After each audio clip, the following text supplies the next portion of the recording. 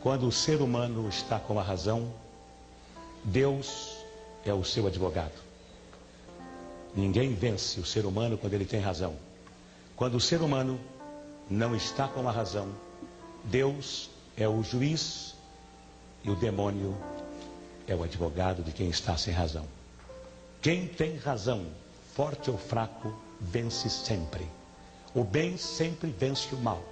O mal vence por alguns minutos, por algum tempo, mas o bem sempre vence o mal. E não teríamos razão para viver. Mesmo que esta vida termine no pó, não teríamos nenhuma razão para viver se o mal vencesse o bem. Vai, pode falar. Você sempre acreditou, Silvio, eu queria uma pergunta. Você sempre acreditou em Deus? O Deus, eu acredito, é claro. Deus me deu saúde, Deus me dá raciocínio, Deus me deu consciência que me rege primeiro, razão que me rege em segundo, coração que me rege em terceiro. Quando a minha emoção começa a tomar conta de mim, vem a minha razão e fala, o que é isso? Que besteira é essa? E ainda quando a minha emoção vem da minha razão, vem a minha consciência e fala, olha, eu vou te acompanhar até o último suspiro, hein? Então, a minha razão policia a minha emoção e a minha consciência policiam a minha razão e a minha emoção. Então, eu me preocupo com hoje, só hoje. Amanhã, se eu tiver saúde, e esse Deus, que pode ser o meu Deus, que pode ser o Deus que está dentro de cada um de nós, que pode ser o Deus natureza, o Deus dos ecologistas, que pode ser o Deus dos budistas, não importa. Esse Deus que nos rege e que nos diz o seguinte, amai aos outros como a ti mesmo. Esse é o Deus que eu acredito.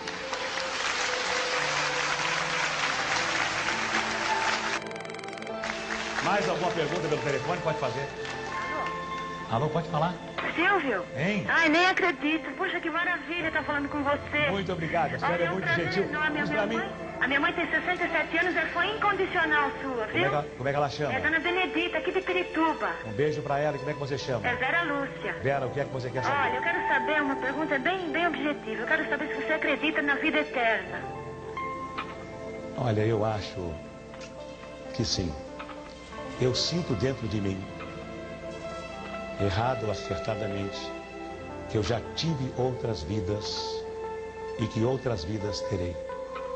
Acho que a teologia, o catolicismo, o judaísmo, o maometismo, as religiões, elas todas são convertidas para um Deus.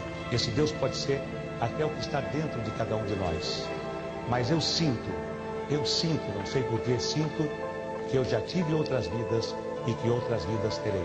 Só isso. Certo, muito obrigada. Um forte abraço para você, bastante saúde, viu? Qual foi a sua maior tristeza e sua maior alegria? A minha maior tristeza foi a morte da minha esposa, chamada Cida, aos 39 anos de idade, com câncer no estômago. A minha maior alegria foi ter conhecido a minha esposa Iris, mãe das minhas 4 filhas. Obrigada. Eu queria saber como é que a gente ganha tanto dinheiro, Silvio Santos. Trabalhando. Trabalhando? E fazendo o seguinte, acreditando naquela frase que algum filósofo disse uma vez num livro, ganha dinheiro com 10% de inspiração e 90% de transpiração. Só. E assim mesmo, descontraído, Silvio Santos falou para quem estava ali. Nós do televisão estamos vendo que por mais que a Record queira se aproximar da Globo, em todos esses anos ela não passou de 11 pontos e ultimamente ela tem caído para 10, para 9, para 8 pontos, o que significa que o público dificilmente vai deixar a Globo. A Globo é um muro e ultrapassar este muro a gente só consegue de vez em quando. É claro que se você tem um jogo de futebol entre o Corinthians e o São Paulo na Bandeirantes, pode dar 30, 40 pontos, mas no dia seguinte as pessoas voltam para a Globo. Enfim, a gente já sabe que lutar contra a Globo, na minha opinião, é impossível. É impossível. Alguns segredos do Silvio Santos, empresário, para nós, para mim, Gerson. Uma das coisas que não deve preocupar quem quer se meter em qualquer tipo de negócio é não se preocupar com os elogios ou com as críticas. Se você vai entrar em qualquer mercado, não importa que esse mercado tenha um líder e que você nunca possa se aproximar do líder, se você não sonhar alto, se você administrar bem a sua empresa com os pés no chão, não se preocupando nem com o primeiro colocado, nem com o segundo, nem com o último colocado, se você fizer aquilo que a sua intuição manda e usar bom senso, deixando de lado a vaidade, você tem todas as possibilidades de conseguir o seu objetivo. Não tenha dúvida. Só não consegue o objetivo quem sonha demasiado. Só não consegue o objetivo quem pretende dar o passo maior do que a perna. Só não consegue o objetivo quem acredita que as coisas são fáceis. Todas as coisas são difíceis. Todas as coisas têm que ser lutadas. E quando você consegue uma coisa fácil, desconfie, porque ela não é tão fácil quanto parece. Continue trabalhando, continue apostando na sua intuição, continue com os pés no chão e não se importe com o que a sua esposa fala, com o que os seus filhos falam, com o que os seus amigos falam. Se importe com aquilo que você vive o seu dia a dia. Pelo menos foi assim que eu consegui, de camelô a ser banqueiro. A maior audiência histórica do SBT, se não me engano, foi na transmissão de um jogo de futebol em 1995, final da Copa do Brasil, Corinthians e Grêmio.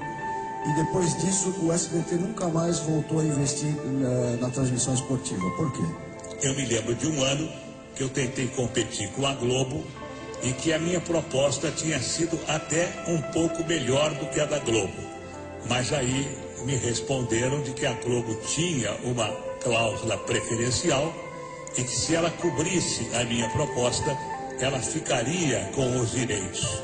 E depois dessa data eu vi que qualquer tentativa de se trazer o futebol para outra emissora que não fosse da Globo seria uma tentativa que não daria resultado.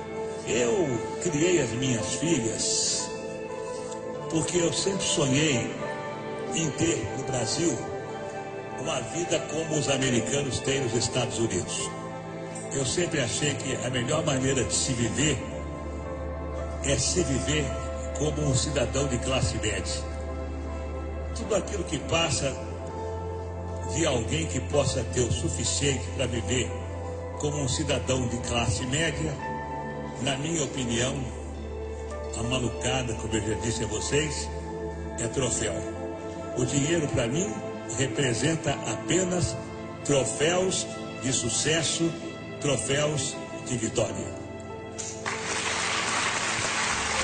Durante as comemorações dos 30 anos do SBT, ao vê-lo falar, eu vi não um grupo de funcionários aplaudirem o patrão, o empresário. A sensação que eu tive foi um grupo de fãs aplaudindo e ouvindo um ídolo. Você, Silvio Santos, se enxerga assim? As pessoas trabalham para você e te adoram. Não, eu nunca me preocupei com isso e eu até me surpreendo com a minha popularidade. Não, verdade, eu me surpreendo porque nunca foi objetivo meu e as pessoas de imprensa sabem disso.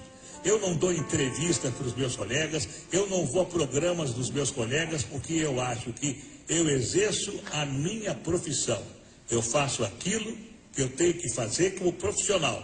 Se o SBT, se eu fosse funcionário do SBT, assim como eu nunca fui funcionário, porque quando eu comecei na televisão eu já alugava os meus horários. Mas se eu fui funcionário só da Rádio Nacional, mas eu sempre fiz aquilo que me mandaram fazer. Então hoje no SBT eu faço o meu programa e posso garantir a vocês, embora vocês vão dar risada, eu sou voluntário. Eu não ganho absolutamente nada, verdade? Os dirigentes do SBT estão aí para que não me deixem mentir. O SBT não me paga absolutamente nada, nada. Eu ganhava 300 mil reais do Baú da Felicidade para fazer o programa do Baú. O Baú fechou, não me pagaram mais nada. Só quero agradecer a vocês terem vindo e terem escutado toda essa minha história, porque o livro que o Arlindo fez, um grande amigo meu, ele fez por conta própria e eu fiquei muito contente porque o livro que ele fez de mim fez com que ele tivesse uma velhice um pouco mais confortável. Venderam muitos livros, mas se tivesse que contar a minha história desde os 14 anos, quando eu comecei a minha vida de camelô, ou desde a escola pública, quando eu comecei a vender doces no recreio para ganhar doce, eu acho que dariam 3 ou 4 volumes. Então, vocês que vieram nesses 30 anos, eu só espero, dizendo com toda sinceridade, olhando para a minha vida, a sorte que eu tive, a saúde que eu tenho, a família que eu tenho, se vocês tiverem, e eu faço votos que tenham, vocês serão tão felizes quanto eu sou. Era a entrevista que eu queria ter. Bem, meu nome completo é Senor Abravanel. E é Senor porque eu sou o dom, o homem que me deu origem, consertou as finanças de Portugal. Depois foi chamado pelos reis católicos Isabel e Fernando para a Espanha. Era o Dom Isaac Abravanel. Consertou as finanças da Espanha. Depois, quando chegou a Inquisição, os reis católicos Fernando e Isabel disseram: você fica e o teu povo, o povo judeu vai. Ele falou: não, o povo judeu vai e eu vou junto.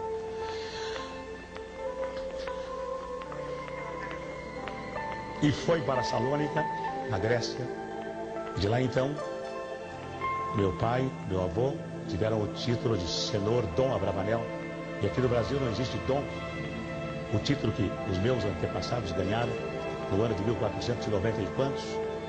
O Dom Isaac Abravanel foi um dos que deu dinheiro para que Colombo viesse descobrir a América. Então disseram para o meu pai: não, que dom? Dom é frescura, não tem cura. Não. Então ele colocou Senhor. Senhor quer dizer Dom Abravanel. Muita gente pergunta para mim: e o teu dinheiro? O dinheiro é muito subjetivo. O dinheiro, ele representa alguma coisa dependendo de quem vai usar o dinheiro. O meu dinheiro não é nada na frente do Rockefeller. O meu dinheiro não é nenhum na frente dos homens que saíram na Veja com $1 bilhão. O dinheiro é aquilo que a pessoa acha que é subjetivo. Então o meu dinheiro não representa nada. Não vou falar para jornalistas qual é a cor que você gosta, o que você acha da Maitê Proença, você tem medo da Globo, você quer contratar a Xuxa. Não. O jornalista que me entrevistar tem que ser sério, competente e tem que ter inteligência e sensibilidade para colocar no papel os meus bons e os meus maus pensamentos. Ele não tem que ser, como não vai ser no SBT, jornalista que quiser trabalhar comigo, não vai ser investigador, detetive. Quem tem que investigar é a polícia. Jornalista que trabalhar comigo aprendeu na faculdade a ser idealista, aprendeu na faculdade a escrever o que deseja, vai escrever, compra uma estação de televisão, compra um jornal. Na minha não. Na minha vai dar notícia só, e na minha estação de televisão, enquanto eu viver, vai procurar no ser humano as qualidades do ser humano. Porque o homem brasileiro, desde o faxineiro até o presidente da República, nenhum deles sai de casa dizendo: hoje eu vou errar, hoje eu vou errar. Não, não. Todos saem de casa com a intenção de acertar. Fazem 10 coisas, erram 3, e os jornais e a televisão só encontram os 3 defeitos, não encontram as 7 qualidades. Qual é o ser humano que vai progredir se ele não recebe estímulo? Se ele só recebe cacetada da imprensa, cacetada da televisão. Me faz lembrar a piada do homem que morava numa vila de casas e que era engenheiro eletrônico, falava inglês, era arquiteto, falava francês, falava alemão, era músico, tocava um instrumento. Ninguém conhecia ele. Conhece o músico? Não. Conhece o inglês? O que fala inglês? Conhece o... Não. Conhece o Careca? Ah, o Careca. Ah, sim, o Careca é da casa 23. Quer dizer, o Careca todo mundo conhece. E as outras qualidades do Careca ninguém sabe quem é? Não. Na minha televisão, o jornalista, se quiser trabalhar comigo, vai ter que dizer: a inflação foi de 2, 3, 8% só. Não vai dizer assim: a inflação esse mês foi de 8%. Que coisa, não. Que coisa não. E dá notícia só. E se ele puder elogiar, elogie. Faça como a imprensa americana, porque na imprensa americana eles colocam Silvio Santos foi convidado a comparecer a uma delegacia de polícia para prestar informações. Silvio Santos será julgado na próxima semana. Silvio Santos foi condenado a 5 anos de prisão. Silvio Santos é ladrão. Aqui não. Na imprensa brasileira, me desculpem os jornalistas se eu estiver exagerando, mas uma parte da imprensa brasileira coloca Silvio Santos é ladrão para vender jornal. E o Silvio Santos que explique por que não é ladrão. Jornalista não tem nada que ser investigador. Jornalista tem que dar a notícia só. Mais nada. E tem que, se possível, elogiar o ser humano para que ele seja estimulado e para que desde o faxineiro ao presidente da República todos trabalhem pelo bem comum. Esta é a filosofia da minha empresa e dos jornalistas que trabalharão comigo. Se não quiserem, comprem um jornal, ganhem uma concessão de televisão. E o dia que o governo não quiser mais do Silvio Santos como concessionário, chega perto de mim e fala, não quero mais, eu entrego. Eu não nasci dono de televisão, eu fui dono de televisão porque os donos de televisão fecharam as portas para mim. E eu então, quando se fecha uma porta, Deus abre uma janela. Fui obrigado a ser dono de televisão, a comprar 50% de ações.